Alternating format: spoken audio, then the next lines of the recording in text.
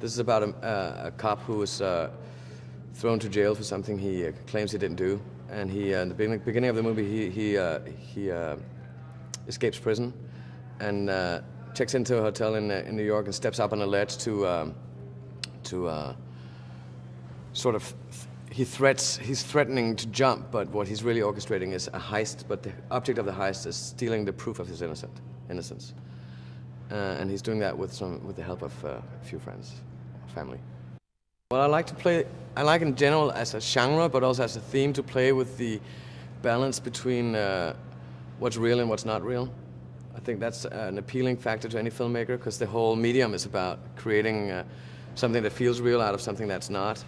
So it's fascinating to take that theme directly into a movie, into the language of the movie, into the life that the characters are creating. So here's a guy, Nick Cassidy, who's creating a reality. He's creating it, but it's fiction. It's something he's invented. He's invented the idea that he's some guy standing out on a ledge threatening to jump. That's a reality he's orchestrating for everybody to believe. He literally forces moments of extreme noise down in the crowd, like oohs and ahs, like he's threatening to jump, and he's counting down, and 3, 2, 1, and just as he's almost jumping, people scream and shout, but on the other side of the street, a few blocks down, there's an explosion, and his brother and his brother's girlfriend are breaking through a roof into the building where they're going to steal this diamond.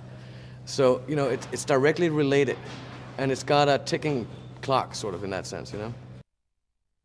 Knowing Sam and knowing that he's got this, like, unique physical, it's almost like a neurological memory of his past movements and emotions, that if he experienced it and then we move it inside, that we had half a chance of keeping that alive. And I must say, I had sleepless nights over it, not knowing how much it would actually translate to the stage set. But once we got there, this extreme neurological memory, you know, muscle memory, mind memory, is like, it was flabbergasting to me how it actually translated straight back into the stage, like we were still out there on the 21st floor, 21 stories up. I couldn't believe it, actually. The reality is, I think, today, that people know cinematic language so much, and they know just by instinct, the physicality of you know, if you see a hotel, if you see a room and a ledge, and all of a sudden there's a camera behind the actors, you know, they know instinctively that that's fake, that there's no wall behind them. They know where the wall is. Do you know what I mean? You can cheat some stuff, but you can't base so much of a movie on that. And so it was a real danger. And well, thank God when they showed up that they, you know, they just did it and amazed us all by doing it.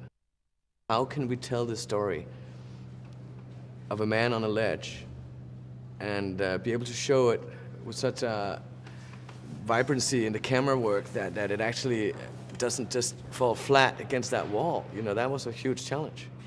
So that's why, you know, we were out scouting all kinds of houses and buildings with ledges, but none of them gave us any opportunities to have cranes and move around the cameras and so on and so on. That's why we decided ultimately to build this room on top of a hotel. So it's a very dramatic movie. It's got a lot of, I mean, it's got a lot of classic themes. You know, a guy on the run, an ordinary guy who's been innocently framed. You know, it's like classic themes that I love. That is ramped up in a modern language, and then just simply, you know, having a guy like Nick Cassidy step out on a ledge and make it feel real and shoot it in a way that's never seen before. I think it's a crazy ordeal. And the scope of that, you know, the scope of how it's shot is sort of, I think, mind-blowing. But at the same time, without feeling constructed.